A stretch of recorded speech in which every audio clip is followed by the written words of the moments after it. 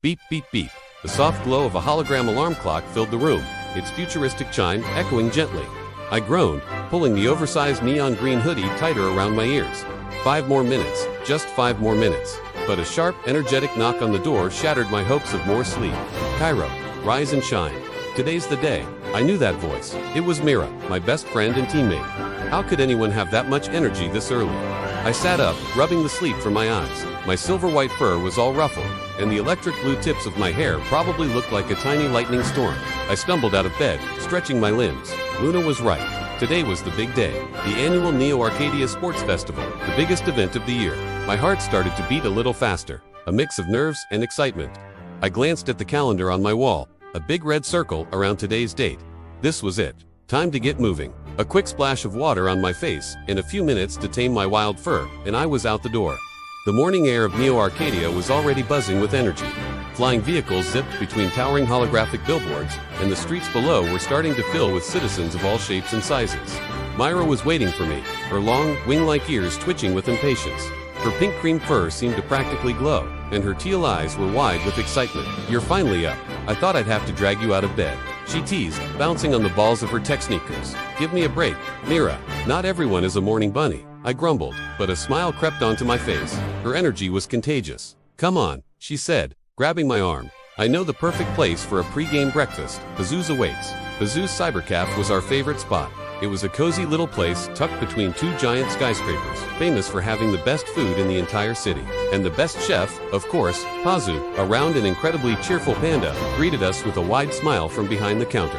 His big chef apron was filled with all sorts of amazing, glowing futuristic foods he'd invented himself. "Kairo, Mira, my favorite athletes, here for the champions' breakfast, I assume," he boomed, his voice full of warmth. He didn't even need to ask. A few moments later, he placed 2 steaming plates in front of us. Mine was a stack of shimmering rainbow-colored pancakes that tasted like sunshine and energy. Mira had a bowl of glowing berries and what she called Cosmic Crunch cereal. It looked weird, but it was her go-to meal before any competition. The cafe was filled with the delicious smells of synth coffee and sweet supper pastries. We ate quickly, the delicious food refueling us and chasing away the last of my morning grogginess. "You two are going to be amazing today," Pazu said, leaning on the counter with his goggles pushed up on his forehead.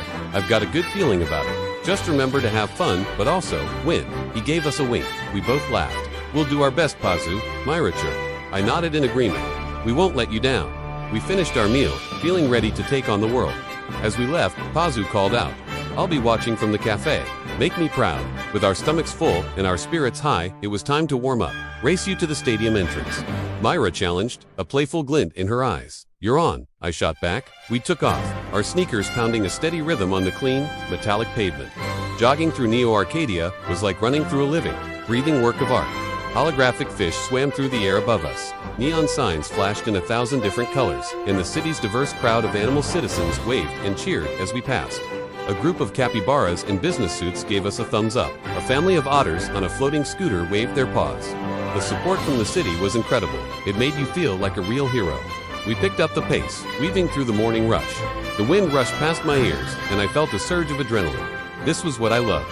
The speed, the freedom, the feeling of my body moving in perfect sync with the city's pulse. Mira was just a step ahead of me, her long ears streaming behind her like pink ribbons. She was a natural runner, graceful and fast. I had to push myself to keep up. We were a great team, always pushing each other to be better. We were nearing the grand entrance to the stadium, a massive structure of chrome and glowing blue light, when a tall figure suddenly stepped into our path, blocking our way.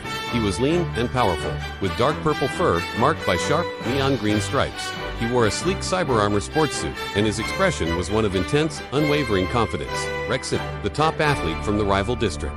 My biggest competition. He folded his arms, a smirk playing on his lips.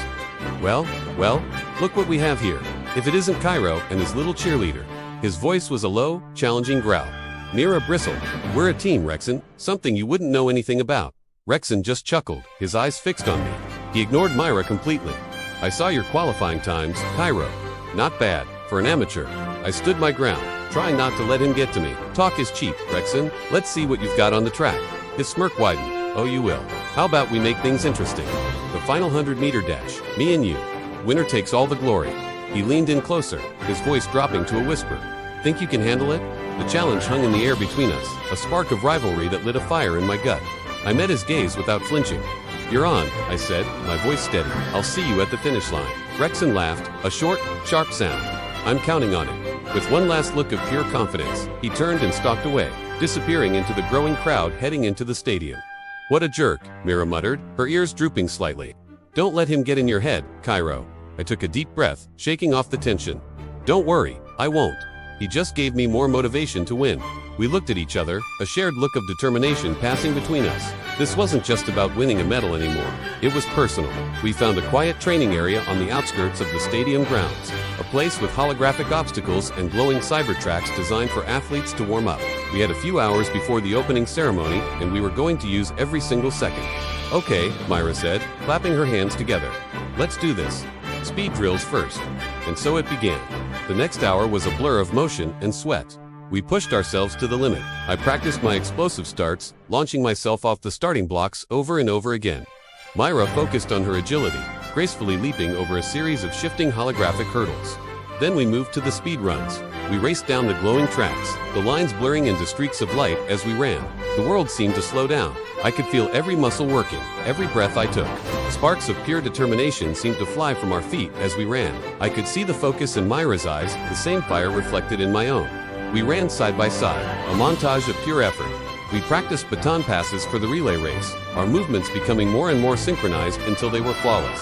We did high jumps, trying to beat our personal bests, soaring through the air in slow motion before landing perfectly on the cushioned mats. Sweat dripped from my brow, but I didn't care.